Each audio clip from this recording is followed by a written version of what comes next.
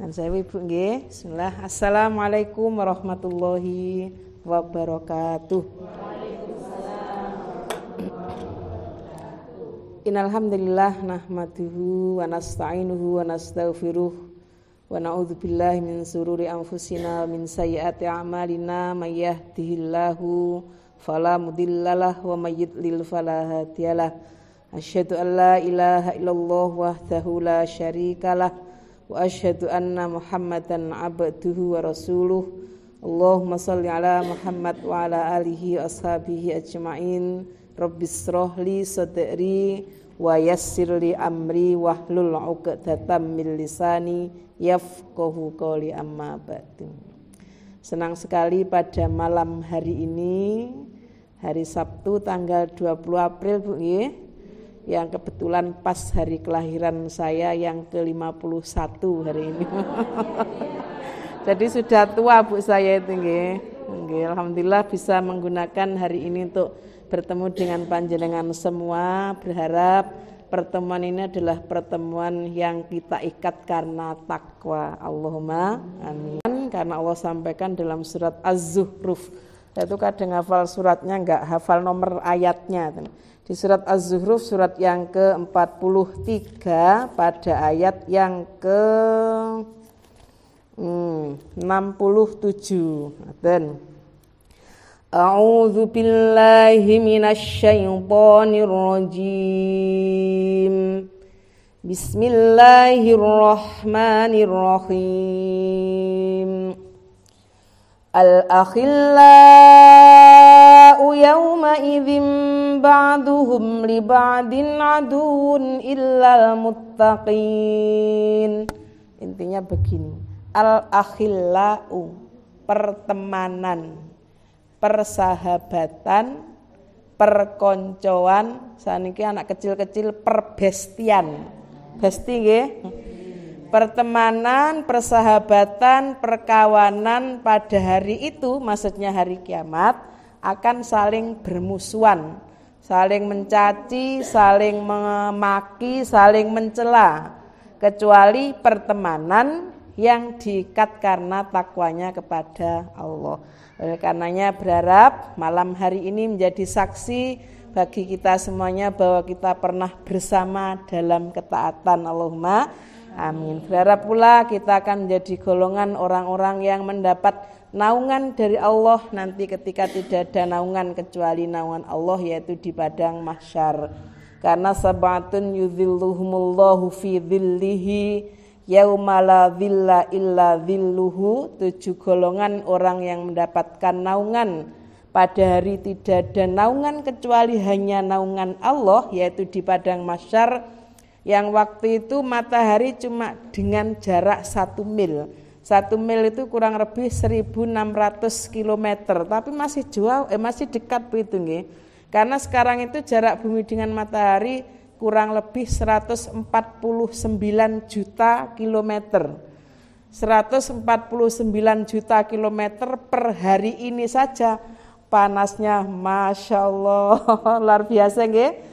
Lah nanti cuma 1.600 kilometer, panasnya luar biasa. Tapi Allah menyiapkan 7 golongan yang akan mendapatkan naungan, yang salah satunya warajulani tahabba fillahi ijtama'a alaihi wa tafarraqa alaihi. 2 kelompok, 2 orang yang saling mencintai karena Allah, berkumpul karena Allah, berpisah juga karena Allah. Kalau panjenengan berkumpul di sini bukan karena Allah, tidak akan terjadi. Panjenengan kan tidak dapat suguhan apa-apa toh nggih? Karena murni panjenengan hadir di rumah Allah ini karena Allah, karena cinta kita kepada Allah. Jadi berharap menjadi saksi kita nanti mendapatkan naungan pada yaumul mahsyar. Allahumma amin. Ya alhamdulillah ini pertemuan yang memang Allah yang menghendaki. Oleh karenanya kita maksimalkan. Saya bukan yang paling pandai, bukan yang paling paham, tapi kita di sini sifatnya sharing gitu nggih. Dengan harapan saya wanita, panjenengan juga wanita, kita sama-sama wanita berharap menjadi wanita yang dirindukan surga. Allahumma amin. Sudah berlalu kan amalannya, karena diantara amalan orang-orang yang dirindukan surga itu yang pertama senantiasa membaca Al-Qur'an. Yang pertama sudah berlalu, tapi kita lanjutkan. Kemarin khatam berapa kali, Bu? 3. 1. Alhamdulillah. Ada yang khatam lebih dari 1? Alhamdulillah 2. Kenapa Al-Quran itu kok penting? Karena Al-Quran itu jaminan masuk surga. Ada di surat Fatir, surat 35 ayat yang ke-32. Ini kan nyantai, jadi nanti saya tidak tahu sampai jam berapa, karena di sini juga tidak ada jam. Jadi tidak dibatasi oleh jam, Di surat Fatir ayat yang ke-32 itu begini. A'udzubillahi minasyaitonirrajim. Tsumma awrasnal kitabal ladzina astafaina min ibadina faminhum zalimun li nafsihi wa minhum muqtasidun wa minhum sabiqun bil khairati biiznillah. Dzalika huwal fadlul kabir. Jannatu 'adnin yadkhulunaha yuhallawna fiha min asawira min dhahabin wa lu'lu'a wa libasuhum fiha harir. Surat Fatir surat 35 ayat 32. 35 32. Kemudian kami wariskan Alkitab, maksudnya Al-Qur'an ini, alladzina astafaina min ibadina. Al-Qur'an diwariskan oleh Allah kepada orang-orang yang dipilih. Jadi dari umat Islam yang dipilih oleh Allah sajalah yang mendapatkan warisan Al-Qur'an. Sehingga kalau di Indonesia itu kurang lebih masih 52% orang Islam tapi tidak bisa membaca Al-Qur'an. Banyak apa sedikit, Bu?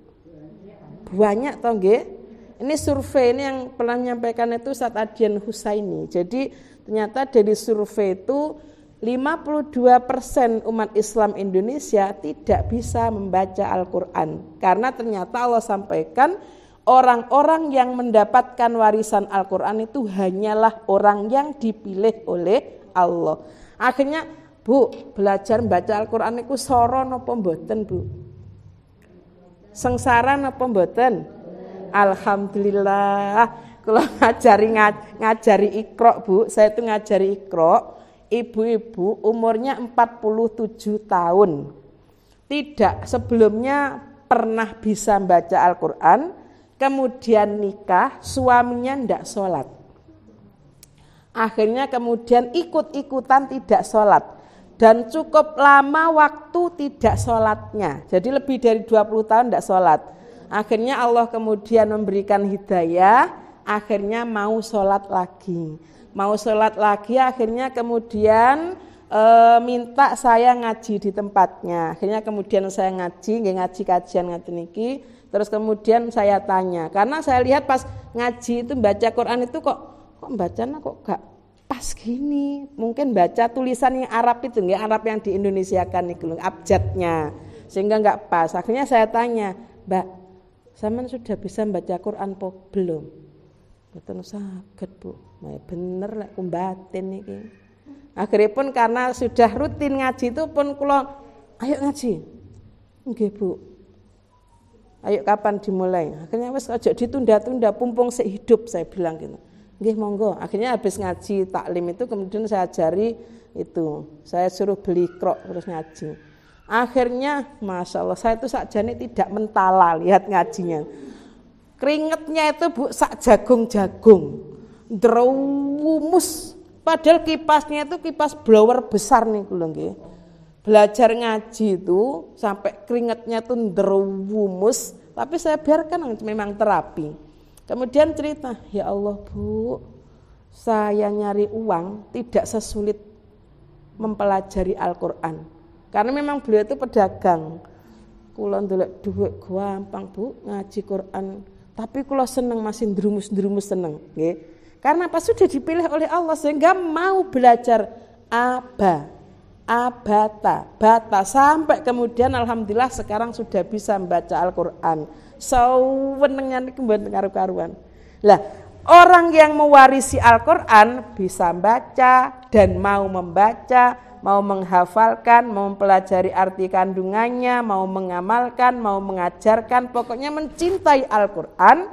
Utsman bin Affan menyampaikan begini. Ngapunten Bu nggih. Kan santai toh? Nggih. Utsman bin Affan menyampaikan begini. Seandainya, ngapunten lho Bu nggih, barangkali menyinggung, saya itu cuma menyampaikan kaulnya sahabat Utsman bin Affan.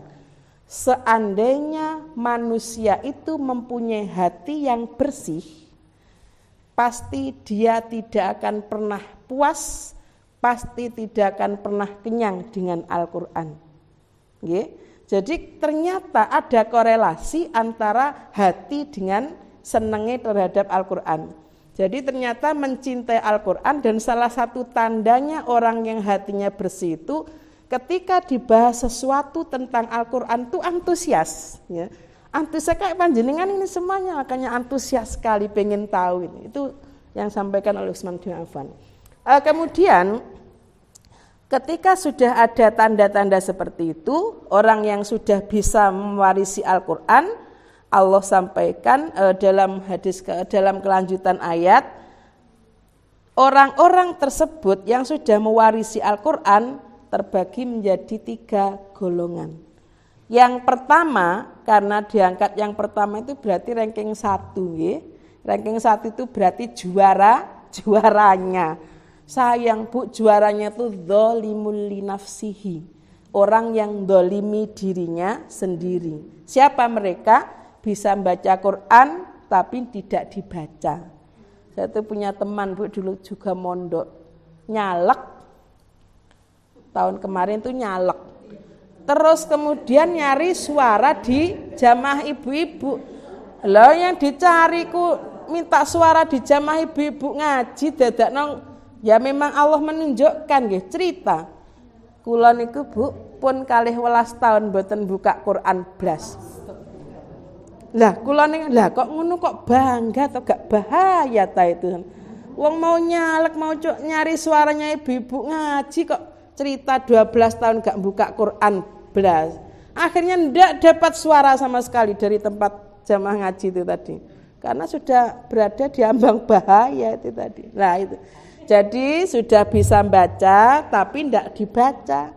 Ya sehat tapi ndak mau ngaji, karena ngaji itu wajib. Ngapunten nggih.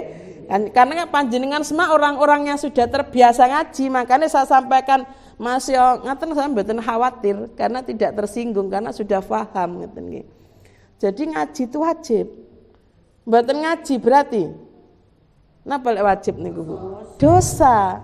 Apakah ada dalilnya? Wonten. Ada di surat Fatir ayat 37. Masih di Fatir nggih. Di surat Fatir ayat 37 begini. A'udzubillahi minasyaitonirrajim. Wa hum yastarikhuna fiha Rabbana akhrijna na'mal salihan ghairal ladzi kunna na'mal. Qalu awalam nu'ammirkum ma yatadhakkara fihi man tadhakkara wa ja'akumun nadhir fadhuqu fama lidh-dhalimina min nasir. Menakutkan ayat ini nggih. Jadi orang-orang yang kufur terhadap Alkitab, lek kula panjenengan Al-Qur'an, lahum naru jahannam, mereka mendapatkan neraka jahanam. Naudzubillahi min dzalik. Ketika sudah di dalamnya, mereka berteriak-teriak, bau bengok-bengok, Rabbana akhrijna, ya Allah keluarkan aku ya Allah, na'mal sholihan ghairal ladzi kunna na'mal, saya akan melakukan amal soleh yang dulu tidak pernah saya lakukan ya Allah. Lek kula panjenengan kan sudah terbiasa dengan amal soleh toh, ibu-ibu solihah sudah menutup aurat, alhamdulillah. Sudah sholat, alhamdulillah. Puasa, alhamdulillah. Ngaji, semua sudah kita lakukan. Sampun dilakukan semuanya. Nggih. Lah mereka yang masuk neraka tadi teriak-teriak, ya Allah keluarkan, ya Allah saya tak menutup aurat saya. Keluarkan ya Allah saya tak sedekah, ya Allah yang dulu tidak pernah saya lakukan. Keluarkan ya Allah saya tak belajar membaca Al-Quran yang dulu tidak pernah saya lakukan. Pokoknya pengen keluar dari neraka untuk melakukan amal soleh yang tidak pernah dilakukan. Allah jawab, loh kalau panjen kok nyimut gitu kan. Awalam nu'ammirkum, bukankah kami telah memberikan umur padamu, maya tadzakkaru fihi man tadzakkara, yang di umur itu orang-orang yang mau ingat, orang-orang yang mau belajar, orang-orang yang mau ngaji ya padha ngaji. Wajah akumun nadhir, dan juga sudah datang orang-orang yang menyampaikan peringatan. Gurunya sudah ada, tempat juga ada, komunitas juga sudah ada. Long saiki donya sudah dikokot kok pengen balik nak donya, ndak bisa. Fadzuku famalidz zalimina min nasir. Na'udzubillahi min, orang-orang yang zalim tidak ada satupun yang bisa memberikan pertolongan. Makanya ngaji niki nikmat yang besar, karena orang yang mendapat warisan Al-Qur'an pasti masuk surga. Nggih, cuma bedanya niki mangke. Ranking 1 zalimul linafsihi. Yang kedua, muqtasidun. Niki peringkat yang kedua. Muqtasidun niku orang yang tengah-tengah, orang yang pertengahan. Perintah Allah dikerjakan, kadang sunnahnya dikerjakan, kadang dilalaikan, kadang baca Quran, kalau mood, kalau ndak mood juga tidak baca. Jadi kalau Al-Quran itu ada moodnya, Bu. Aku gak mood blas nak Quran, loh bahaya ini nggih. Aku sedang tidak berhasrat dengan Al-Quran lah. Ini nggih. Seperti itu. Yang terakhir, sabiqum bil khairati bi'nillah. Pokoknya ada pun muni jenenge Quran, antusias sekali, nggih. Antusias, perintahnya dikerjakan, sunnah dari Rasulullah dilakukan. Ya menikmati sekali dengan Al-Quran.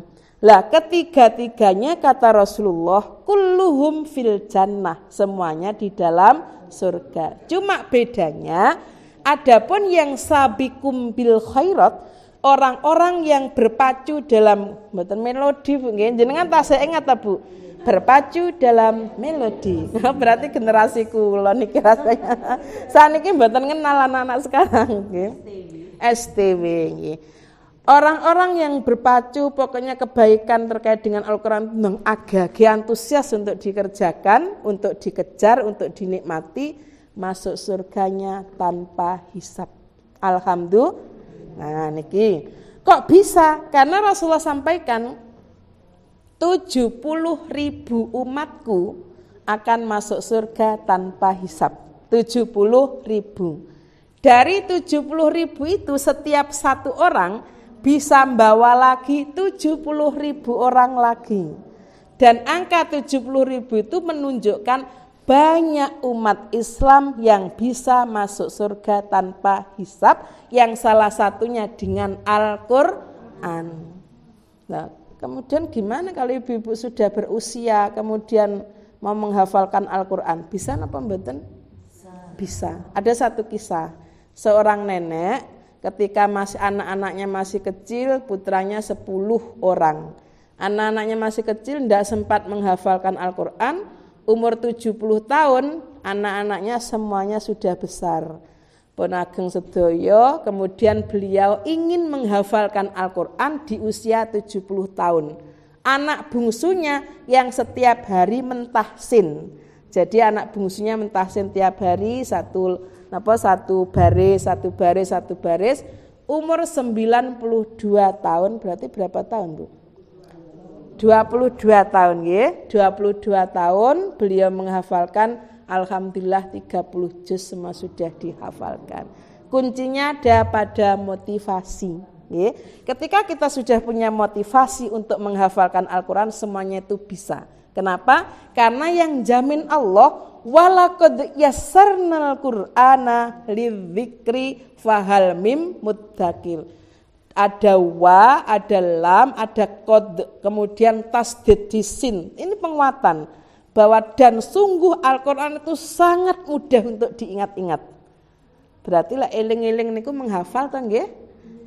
Iya, siapa ya emang kok gak eling aku? Berarti kan ndak hafal. Kalau dimudahkan mengingat-ingat berarti dimudahkan menghafal. Allah yang jamin.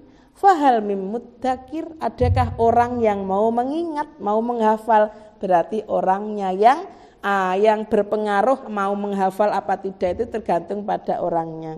Tapi dari sisi Allah sendiri, Allah mudahkan Al-Quran untuk dihafal karena Allah pengennya kalau panjenengan semuanya kembali mudik ke surga. Karena kita itu aslinya makhluk surga. Nabi Adam lahir di surga, kemudian bersama Ibu Hawa di surga, kalau mudik ya ke surga. Nah itu yang pertama, berarti yang berpacu dalam kebaikan terkait dengan Al-Quran, insya Allah masuk surga tanpa hisab. Allahumma amin. Yang kedua, muqtasidun. Adapun yang termasuk golongan muqtasidun, masuk surganya pakai dihisab, tapi dengan hisaban yasiron, dengan hisab yang gampang, formalitas. Sudah formalitas saja, sudah lewat karena apa? Hanya formalitas, kemudian dimudahkan masuk ke dalam surga. Gampang toh Bu nggih ternyata nggih. Karena masuk surga itu enggak banyak saingannya kok Bu. Pokoknya kuncinya ngaji, mau ngaji itu sudah gampang masuk surga itu. Karena di luar sana banyak yang tidak ngaji. Di desa saya itu ada kurang lebih 3.000 berapa Kak? Agak 4.000 lebih nih penduduknya itu. Yang ngaji itu tidak lebih dari 200 orang satu desa. Satu desa Bu ini. Tidak lebih dari 200 orang. Itu satu desa nggih.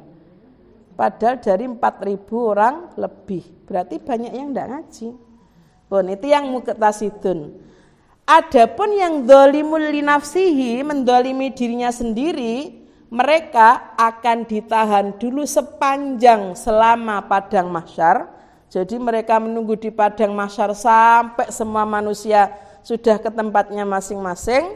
Kemudian dosanya dibakar dulu di neraka. Kalau dosanya sudah habis, dengan rahmat Allah diangkat ke surga. Ketika sudah di surga mereka berkata waqalu alhamdulillahilladzi azhaba 'annal khazan. Ya Allah, alhamdulillah Engkau telah mengambil, mencabut kesedihan dari diriku. Di neraka kan sedih terus toh Bu nggih. Sedih terus, susah terus, sengsara terus, ndak enak terus niku. Ketika sudah diambil akhirnya masuk surga. Makanya di surga itu ada penghuni surga yang statusnya jahannamiyun. Penduduk surga tapi mantan penghuni neraka. Kita kan ndak mau toh nggih. Pokoknya kuncinya ngajinya istiqomah nggih. Ngaji niku lek Ustaz Fathur menyampaikan begini karena mewarisi dari Yai Broto dulu ngeten. Wong ngaji niku lek gak sempat sempat-sempatno ngeten nggih. Gak kober di kober-koberno. Ngantuk di melek-melekno. Kesel di kuat-kuatno begitu. Lah encene jaminan surga kok. Jadi intinya orang-orang yang mewarisi Al-Quran dijamin pasti akan masuk surga. Cuma ada 3 gelombang, yang satu wut langsung, yang kedua nunggu dihitung dulu amalannya, yang ketiga blek masuk dulu dalam jahanam. Maka semoga kita menjadi golongan yang sabiqum bil khairati biidznillah. Allahumma amin.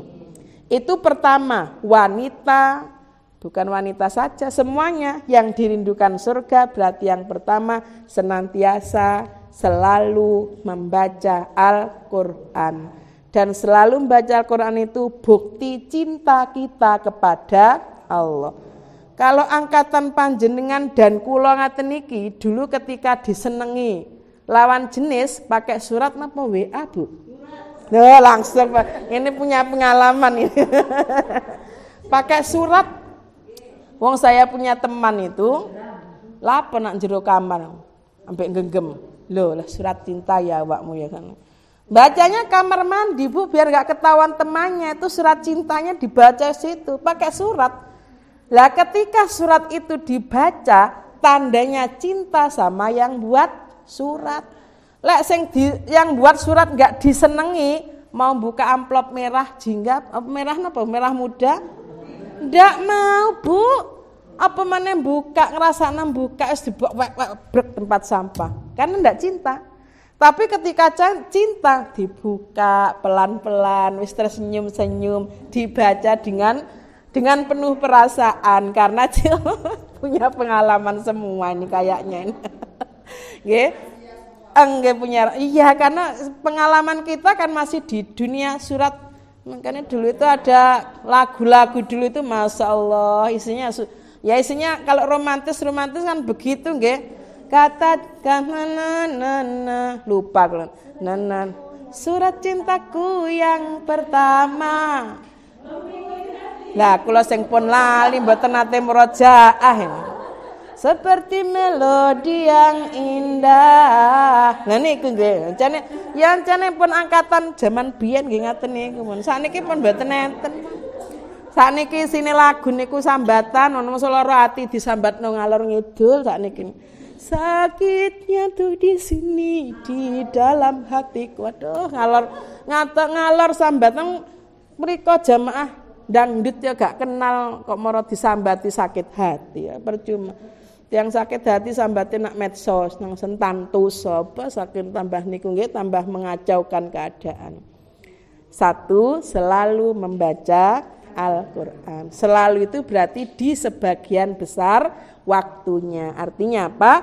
Setiap hari tidak ada satu hari pun yang lowong, yang bolong tidak membaca Al-Qur'an. Pertama. Yang kedua, wanita yang dirindukan surga itu adalah wanita yang pandai menjaga lisan. Berarti kalau bapak-bapak, ibu-ibu ya pokoknya siapapun orang yang pandai menjaga lisan berarti dikangeni oleh surga. Surganya kangen dengan kita. Makanya Rasulullah ketika disambati oleh sahabat begini, ya Rasul, saya minta sesuatu yang penting yang tidak akan saya tanyakan lagi setelah ini. Rasulullah sampaikan, Kul Rabbiyallah tsumastaqim. Katakan Tuhanku Allah kemudian istiqomahlah yang pertama. Kemudian yang kedua, ya Rasul, apa yang paling kau takutkan dari kami? Rasulullah iki lho sing tak wedeni itu. Yang ditakutkan Rasulullah dari kita tuh lisan. Karena lisan, saya tadi baca berita online itu begini judulnya. MUI memberi peringatan kepada Ning Umi Laila, supaya tidak menggibah dalam ceramahnya. Kalau gibah apa tuh sakjane ternyata gibah Roma Irama gitu. Oh, apa mana ibu-ibu, waduh, kata-kata kita itu setajam mutiara, setajam belati bu. Makanya zaman rumien niku nggih akan ada sumpahnya siapa dulu itu nggih.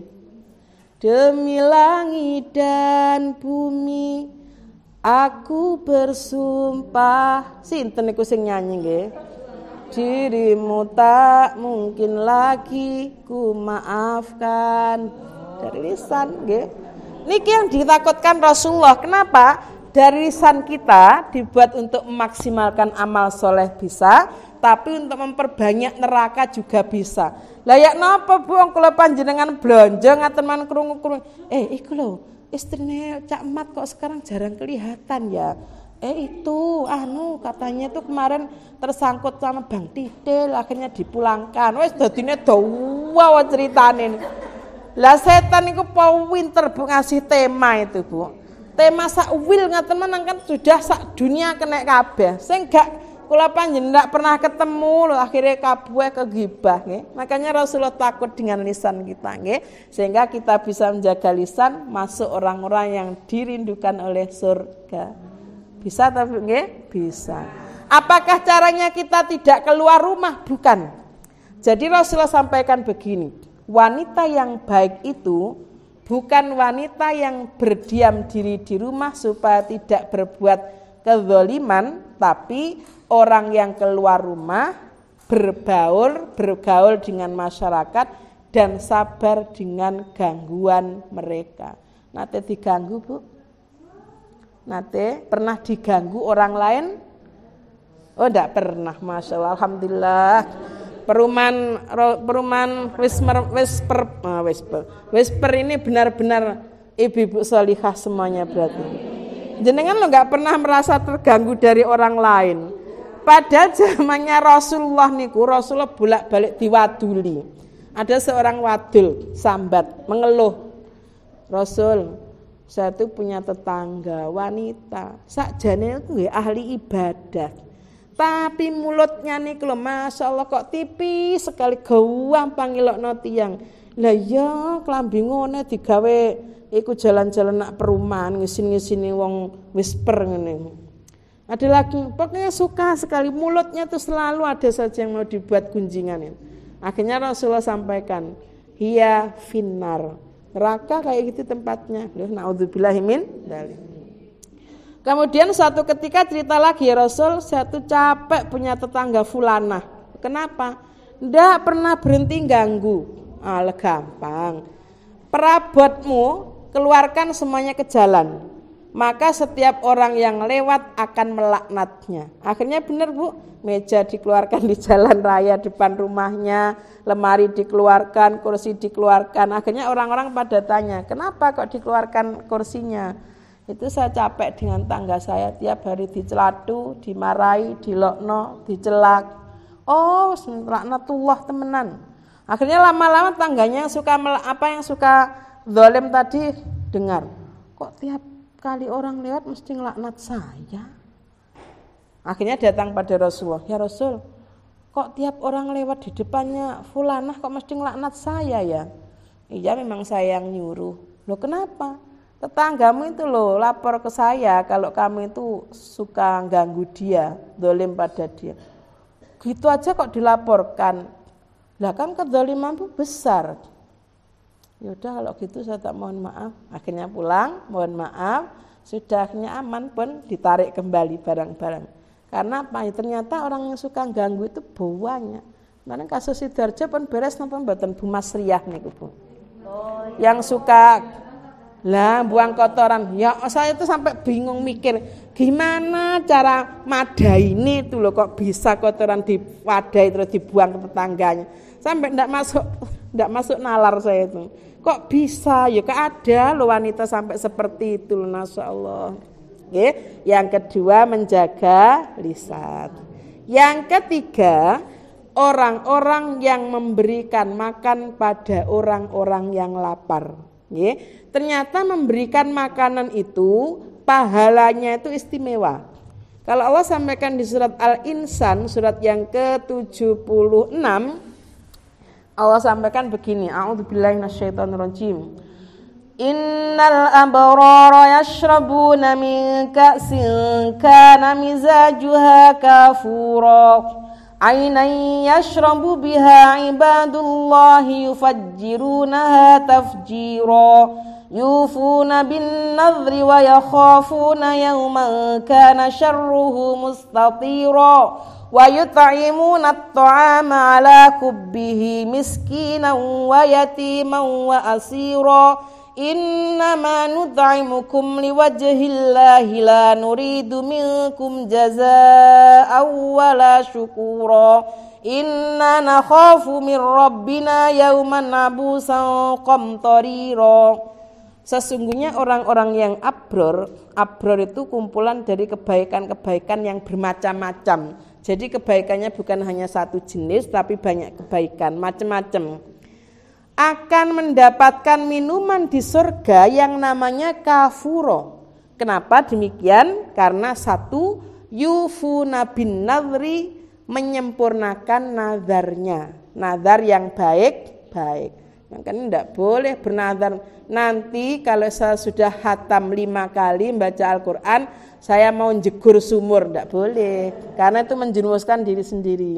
Saya nanti kalau sudah khatam 5 kali, saya akan menyembelih ayam kampung. Saya beli ayam jago yang paling besar sak pasar Wonokromo, akan saya sembelih, saya bagi pada tetangga-tetangga, boleh. Kemudian wa yut'imuna ta'ama ala hubbihi miskinan wa yatiman wa asiro. Memberikan makanan yang dicintainya. Nggih, makanan yang masih disenangi kepada orang-orang miskin, anak-anak yatim dan orang-orang yang tertawan. Tertawan niku tertahan, tidak bisa melakukan sesuatu karena dia sedang tertahan dalam suatu urusan. Contoh nyantri. Nyantri ini kan banyak toh Bu pantangannya, ndak boleh HP-an, ndak boleh bolak-balik jajan, ndak boleh dolin, ndak boleh kabur, kan banyak toh ikutan, tertahan mereka nggih. Sehingga kalau memberi makanan pada jenengan beri makanan ke panti asuhan, ke pesantren-pesantren, ke tempat penampungan itu, ini golongannya di situ, masuk dalam orang yang abrar memberi makanan. Makanya Rasulullah menyampaikan ketika ditanya oleh seorang sahabat, ya Rasul, ayil amalu afdal, Rasulullah menjawab, tut'imunat ta'am, memberikan makanan. Jadi orang-orang yang dirindukan surga diantaranya memberikan makanan pada orang-orang yang lapar. Kalau pada bulan Ramadan kemarin mesti banyak orang lapar, karena orang puasa itu kaya miskin semua mesti lapar, yang miskin lapar, yang kaya juga lapar. Sehingga kalau memberi makanan biasanya ke masjid ngasih takjil, dapat pahalanya sendiri dan pahala orang-orang yang mengikuti untuk makan makanan tersebut. Yang keempat, orang yang dirindukan surga itu orang yang mau melaksanakan puasa Ramadan. Kita sudah berlalu insya Allah semuanya puasa, dan ternyata kebanyakan orang-orang yang tidak puasa, saya tuh jalan-jalan itu bapak-bapak Bu. Kalau ibu-ibu tidak puasa itu maklum nggih. Apa mereka itu semua Nasrani? Karena saya kalau jalan Surabaya itu saya lihat warung-warung itu, warung-warungnya masih tertutup, Surabaya tertutup. Kelihatan kakinya saja. Jadinya warung kikil karena yang nampak kikilnya saja. Sidoarjo juga demikian kikil. Mojokerto juga kelihatan kakinya saja. Tapi ke barat Bu, saya ke Solo, Jogja, sudah vulgar, tidak tertutup sama sekali. Jadi yang namanya warung makan itu terbuka blak, menu-menunya juga tersedia di display di depan itu, Masya Allah.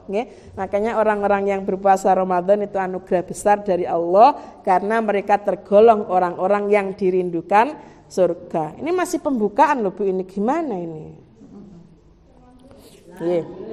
Nah, ini pembukaan pembukaannya, wanita yang dirindukan surga itu tandanya satu, selalu membaca Al-Quran. Terus sekarang begini, kadang kita itu kan kalau Rasulullah menyampaikan waktu sahur itu amalan terbaik adalah istighfar, berarti tidak membaca Al-Quran. Jadi membaca Al-Quran itu di luar waktu-waktu yang ditentukan gunanya oleh Allah. Contohnya itu waktu sahur amalan terbaik adalah istighfar. Berarti istighfar sampai ketemu sebelum subuh, istighfar. Kemudian setelah subuh sampai matahari terbit, maka yang dibaca adalah zikir dan doa pagi hari. Berarti setelah subuh, sebelum matahari terbit, yang dibaca adalah doa zikir pagi hari. Setelah itu silahkan baca Al-Quran, malam boleh, siang boleh, pokoknya diambil waktu, setiap hari harus ada waktu untuk membaca Al-Quran. Yang pertama, yang kedua menjaga lisan, yang ketiga memberi makan orang yang lapar, yang keempat menjalankan puasa Ramadan. Yang pertama ini masih pembukaan. Yang kedua ini terkait dengan amalan yang penting, firman Allah di dalam surat Fussilat surat 41 ayat yang ke-30. A'udzu billahi minasyaitonir rajim. Ibu-ibu bawa Quran? Oh di HP. Ya memang sekarang itu semuanya ngapunten nggih, saya tak sembujung sebentar. Zaman serba digital kan ngeten to nggih, selalu ada di HP. Tapi akan lebih baik membawa Al-Qur'annya. Karena begini, Utsman bin Affan itu kan hafal 30 juz. Tapi beliau lebih senang membaca Al-Qur'an dari mushaf ini. Kenapa? Karena banyak panca indera yang terpakai. tangannya dapat pahala karena megang, matanya dapat pahala karena melihat, pikirannya dapat pahala karena memikirkan, mulutnya dapat pahala karena membacanya. Lebih banyak anggota badan yang terlibat untuk mendapatkan pahala. Jadi kalau panjenengan bawa Al-Quran digital, karena zamannya sekarang zaman digital, dari taman kanak-kanak sampai taman kawak-kawak, nggih. Nah sakniki niku lare dereng kalih taun niku pun lihe lho Bu niku. Ngaten nggih. Tapi banyak mudarat. Tetangga saya tuh ada yang idepnya sampai habis karena radiasinya HB kan luar biasa.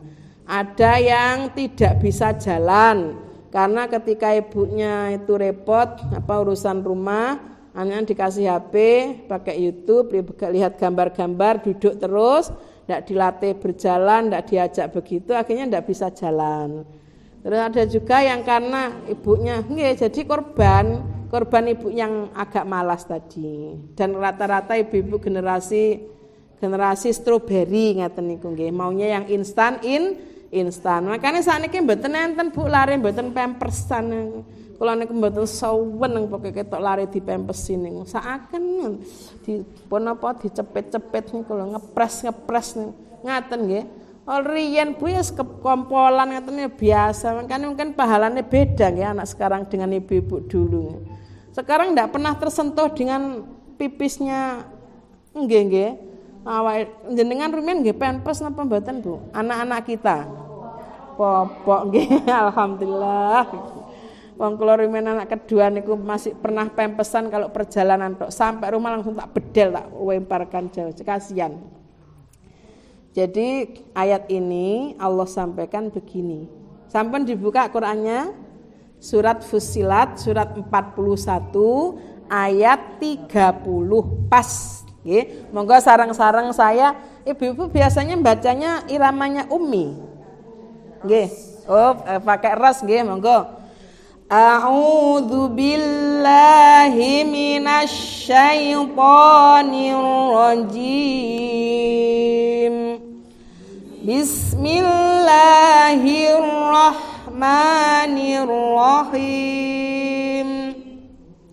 Innal ladzina qalu rabbunallah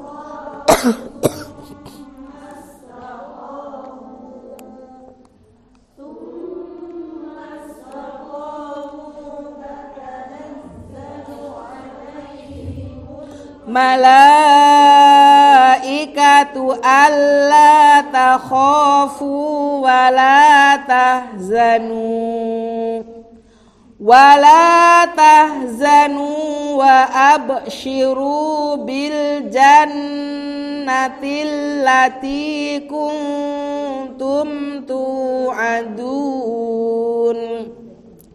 Ada beberapa poin penting. Yang pertama, innalladzina qalu rabbunallah, sesungguhnya orang-orang qalu mereka berkata rabbunallah, Tuhanku, Robku adalah Allah.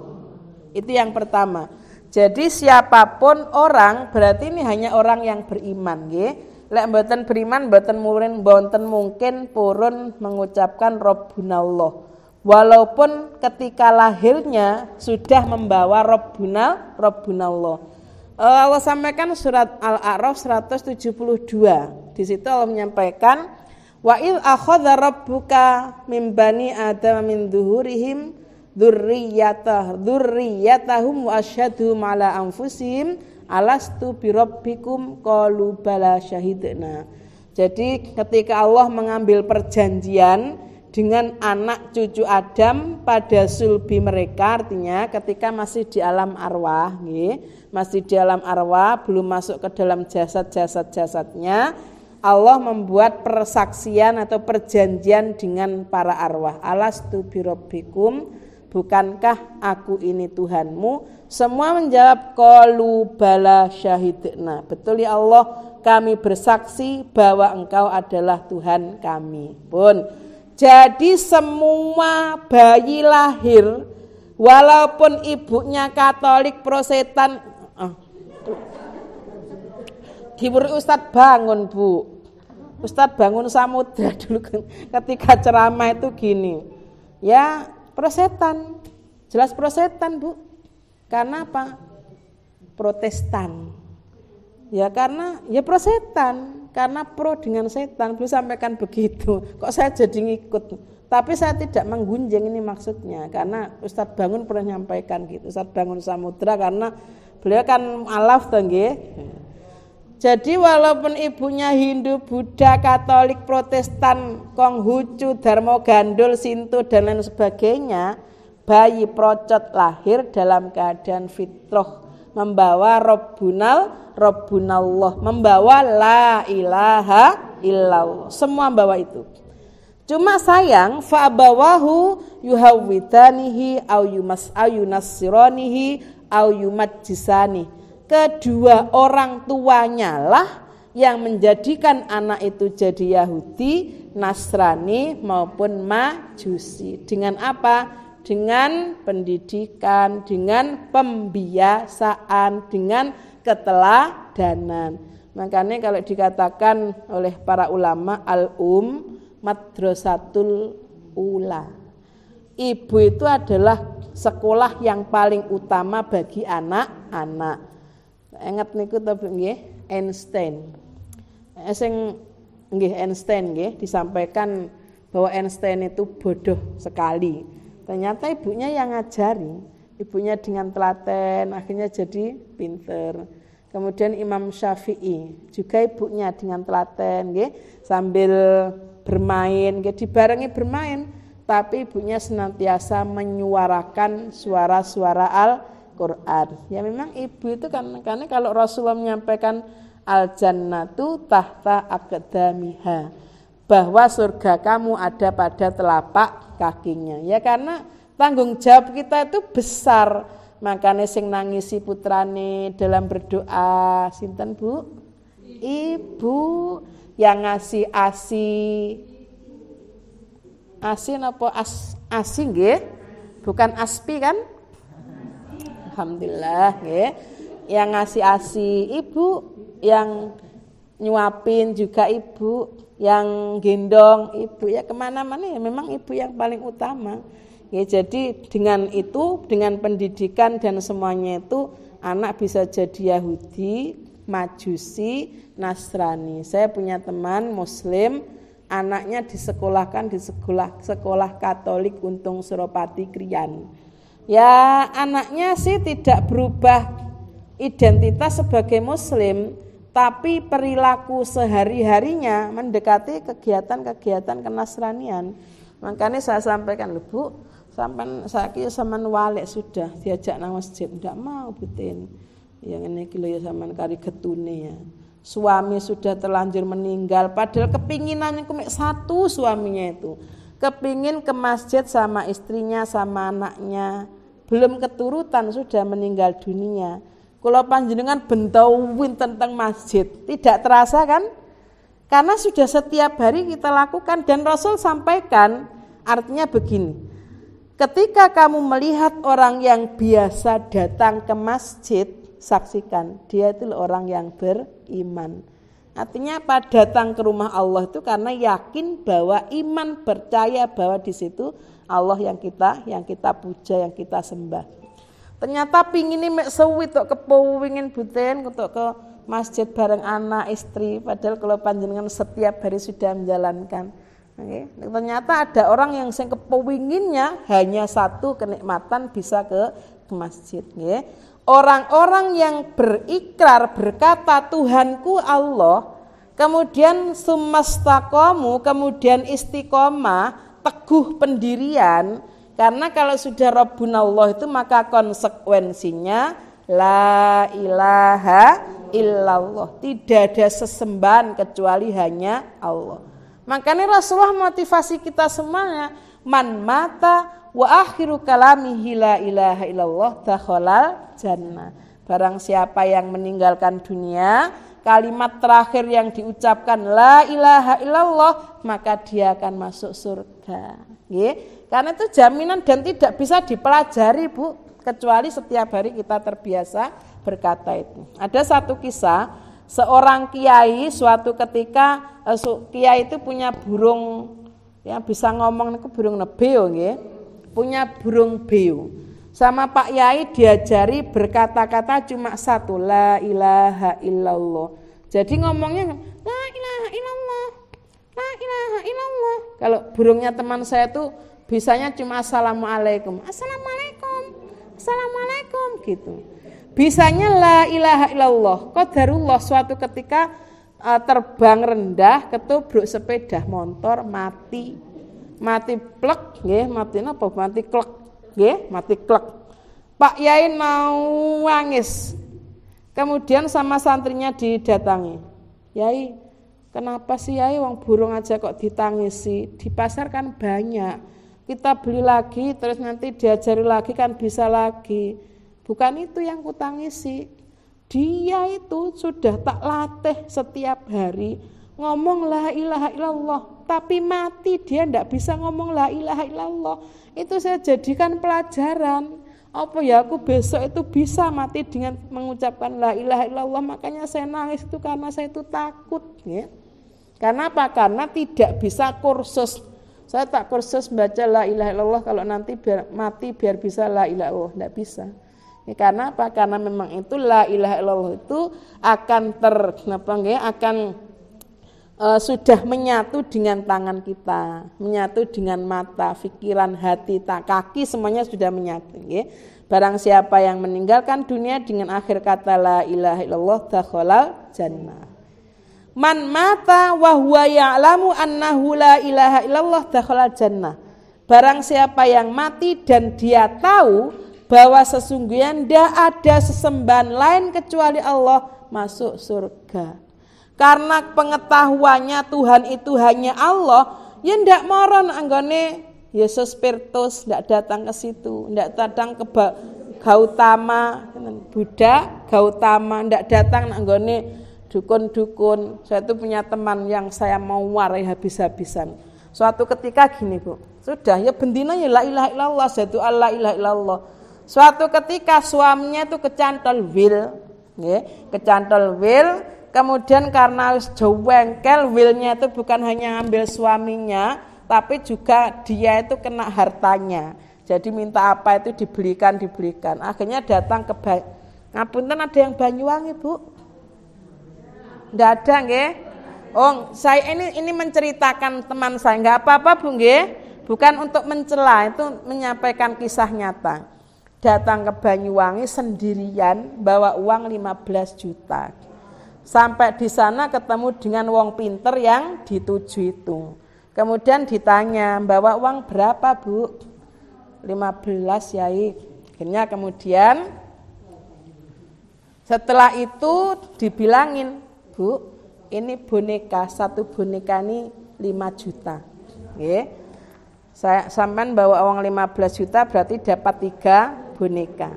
Dikasih nama Will tadi. Kemudian dicubles.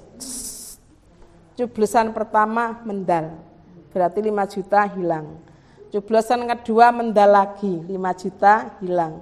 Cublesan ketiga bonekanya meledos, terus orang pinternya juga meledos, meninggal dunia. Jadi terus dia kaget. Loh, kok mati pisan? Jadi orang pinternya tadi ikut mati. Jadi dia tahu wakutnya luar biasa. Kemudian datang ke rumah, karena teman saya, teman ngajar TK itu. Nawang, sampean kowe syirik sing pol-pole syirik. Mas njaluk nang Gusti Allah ku ya gak ngono iku carane. Akhirnya kemudian saya sampaikan, wis sampean tobat tok aja sampai njaluk apa-apa kecuali hanya kepada Allah. Apapun yang terjadi terimalah dengan ikhlas lapang dada, mergo dosane sampean iku kuwedhe. Akhirnya bener. Habis itu anaknya tiba-tiba kalau jam 12 malam setiap malam Jumat itu mesti panas. Kemudian saya sampaikan wes diwacakno ayat dhewe, kemudian bacakan Qul Falaq An-Nas itu keluar kadang biting dari hidungnya itu.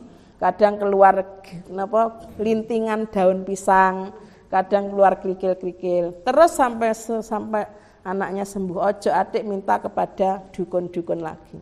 Akhirnya alhamdulillah anaknya sembuh. Anaknya sembuh ganti Bu. Kandangnya punya usaha ayam, kandangnya kobong. Sudah kemudian diteror enggak? Pokoknya jangan minta kepada siapapun kecuali hanya pada Allah. Karena istiqomah tadi teguh pendirian. Kalau sudah Allah maka wala tamutunna illa wa antum muslimun. Jangan mati kecuali dalam keadaan muslim.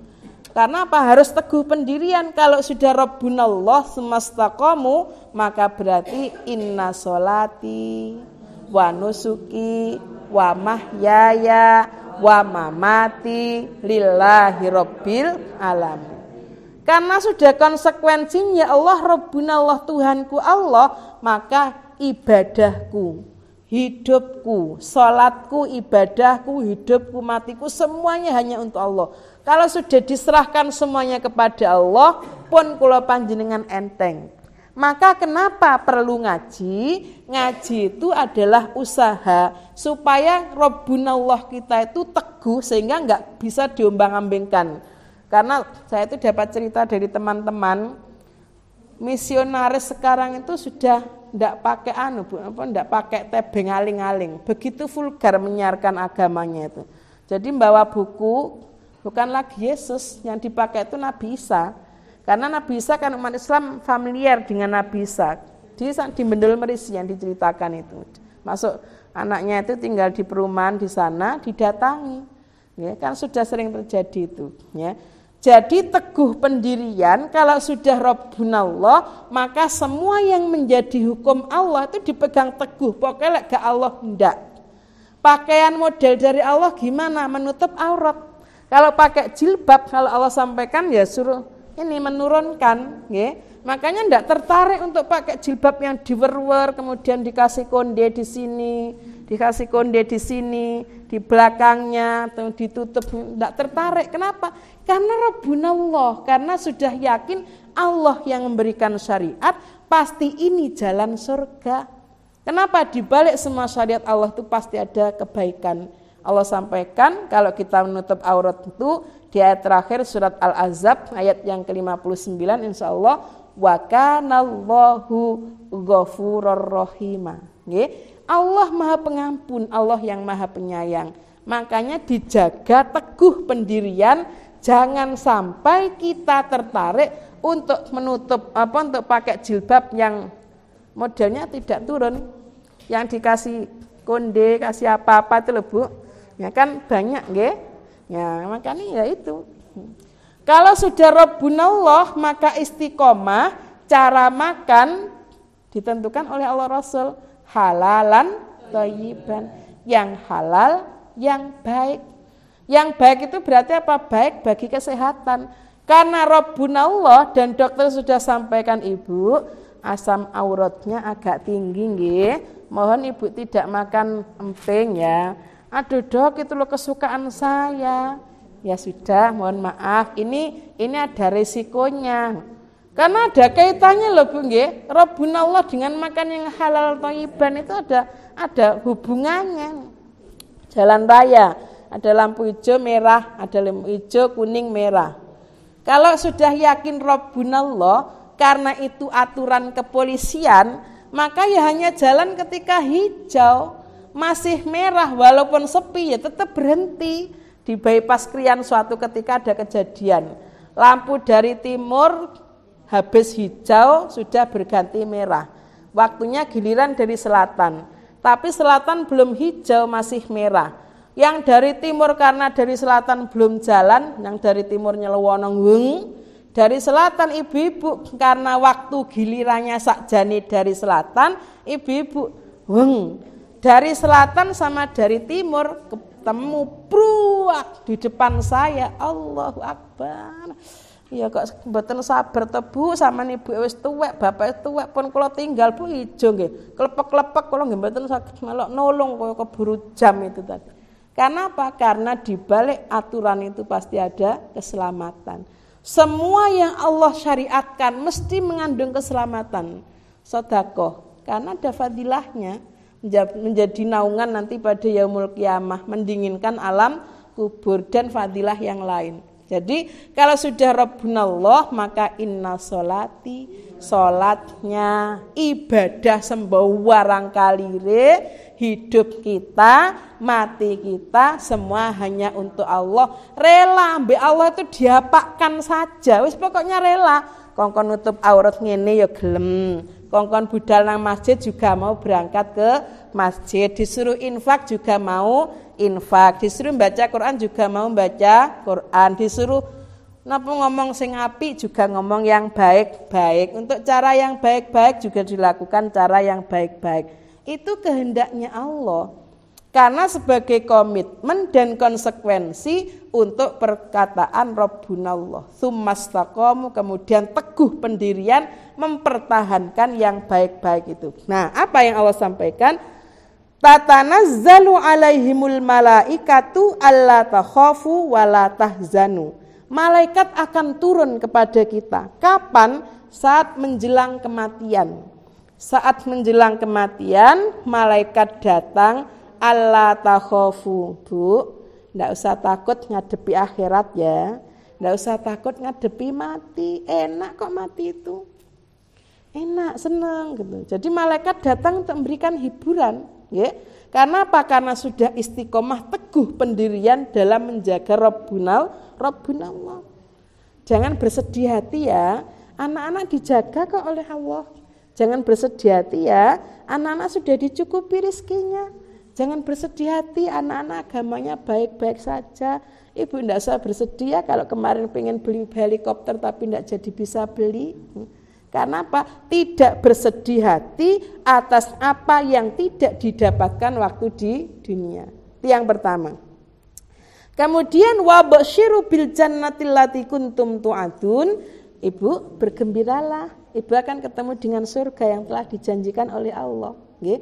Enak ternyata kematiannya, nggih. Makanya Allah sampaikan orang-orang yang sudah hatinya tenang, panggilan dari Allah, ya ayyatuhan nafsul mutmainnah, wahai orang-orang yang hatinya tenang, irji'i ila rabbiki radiyatan mardiyah. Silakan kembali kepada Tuhanmu dengan hati yang ridho. Fadkhuli fi ibadi wadkhuli jannati. Sana kumpullah dengan hamba-hambaku dan kumpullah ke dalam surgaku. Malaikat turun memberi hiburan sehingga sudah plek meninggal senyum-senyum. Kenapa? Karena dapat hiburan dari malaikat. Bukan hanya itu, sudah bauduran Bu ya. Nah ini sudah, penjenengan sudah tidak fokus ini. Makanya ini yang terakhir, ngaten Pak nggih, sudah ada pemicu ini Pak. Terakhir ini, nahnu auliyaukum. Nah ini yang terakhir berarti. Fil hayati dunya wa fil akhirah. Ibu-ibu, ayat ini yang paling penting. Nanti kalau panjenengan pelajari lagi, tadi Fatir 32, kemudian Fusilat 30-31, nggih. Lah, akulah yang menjadi pelindung kalian di dunia.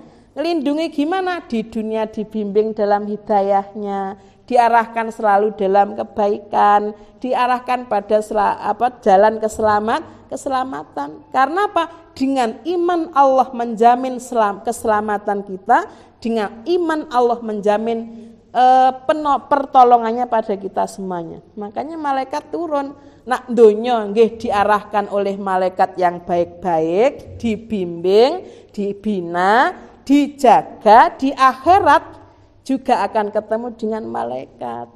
Ketika malaikat ketemu dengan dia, assalamualaikum bima sabartum. Malaikat keluar masuk di istananya sambil assalamualaikum bima sabartum. Selamat Bu ya, karena Ibu sabar sekarang ketemu surga.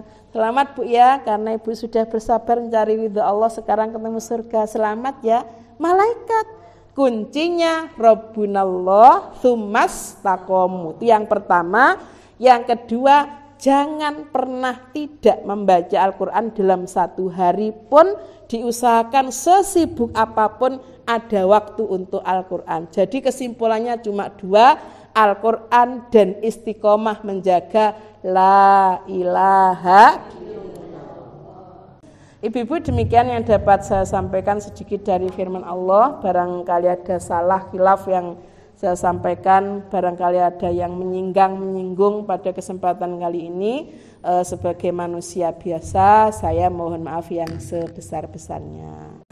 Kurang lebihnya mohon maaf. Akhirul kalam. Assalamualaikum warahmatullahi wabarakatuh.